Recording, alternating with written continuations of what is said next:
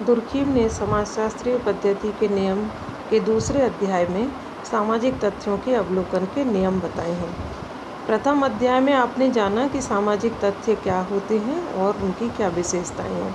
सामाजिक तथ्य काम करने, सोचने या अनुभव करने के वे तरीके हैं जिनका समूह व्यक्तिगत चेतना से परे और सामूहिक चेतना में जिनकी अभिव्यक्ति होती है। अर्थात समूह में प्रचलित जितने भी विश्वास, प्रथाएं, रीति रिवाज, आदर्श, नैतिकता, मान्यताएं और कार्य करने के जितने भी तरीके वे सभी सामाजिक तथ्य हैं, क्योंकि ये व्यक्ति की नहीं वरन समूह की संपत्ति माने जाते हैं। दुर्खिम ने दूसरे अध्याय में सामाजिक तथ्यों के अवलोकन के नियम बताए। आपको पता है कि दुर्खिम समाजशास्त्र को विज्ञान बनाना चाहते थे, इसलिए उन्होंने कहा कि सामाजिक तथ्यों के वैज्ञानिक अवलोकन के लिए हमें निष्पक्ष और तटस्थ होकर उनका अध्ययन करना होगा, जैसा प्राकृतिक विज्ञान में होता है। इसलिए उन्होंने इसके नियम के रूप में कहा कि हम इन्हें कैसे देखें कि प्रकृति की भांति सामाजिक तथ्यों को भी वस्तु माना जाए।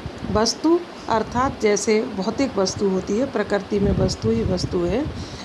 अब वस्तु कैसे मान सकते हैं? क्योंकि वो व्यक्तिगत नहीं है, सामूहिक है और व्यक्ति का सामूहिक व्यवहार देखा जा सकता है। दुर्खिम ने वस्तु और विचार में भेद किया।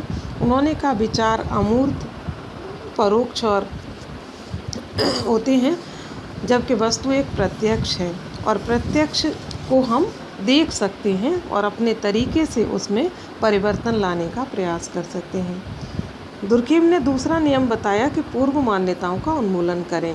आपको पता है किसी समूह के विषय में, किसी प्रथा के विषय में, परंपरा के विषय में या किसी समाज के विषय में यदि हमारे मन में कोई धारणा या कोई पूर्व विचार आ जाता है तो वो हमें निष्पक्ष अध्ययन नहीं करने देता और इसलिए हम वही देखते हैं जो हमारे मन में पहले से बैठा होता है। तो दुर्खिम ने कहा कि यदि निष्पक्ष अध्ययन करना है तो हमें तटस्थ अध्ययन करने में जो बाधक तत्व है, पूर्व अवधारणा, उसको हमें अपने मन से निकालना पड़ेगा। इसलिए समाजशास्त्री का प्रथम कार्य है उन वस्तुओं को परिभाषित करना जिसको उसे देखना है, जिसका उसे अध्ययन करना है।